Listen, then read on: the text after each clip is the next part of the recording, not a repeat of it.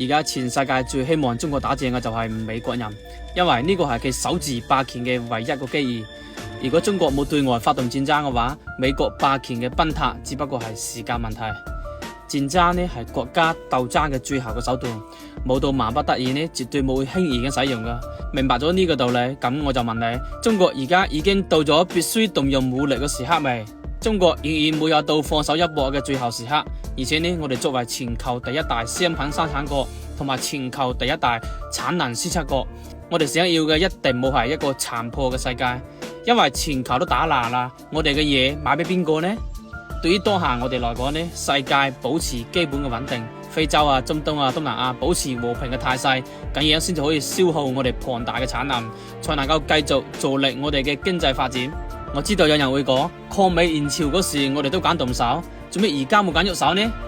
其實歷史呢冇係簡單嘅重複啊，冇同個周期嘅事件呢冇能夠直接正行對比噶。喺抗美援朝嗰個年代呢，新中國啱啱成立，剛傑嘅就冇怕遷徙噶。用當時嘅老一代嘅革命家嘅講法就係，最差也就係全國再打一次解放或者係抗日戰爭。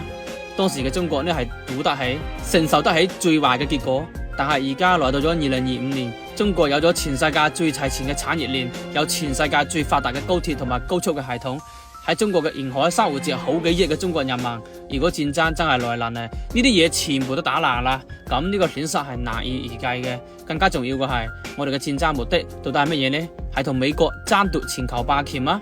從目前嘅趨勢來睇，再發展10到20年，霸權可能會自動易手，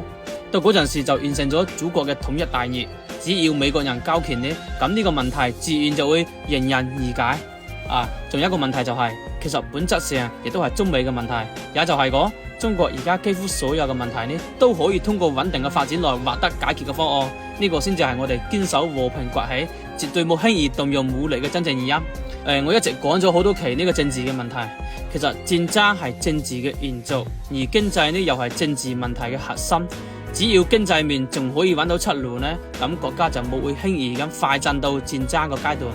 如果有一日你見到中國對外動武呢，咁就說明我哋已經被逼到牆角啦，只能夠選擇用戰爭呢種下策來解決問題。但係從目前來睇，我哋仲未有到呢一步。當下西方最恐懼嘅就係中國按兵不動就實現咗民族偉大嘅復興，因為呢個係佢哋從來未見過嘅全新嘅模式。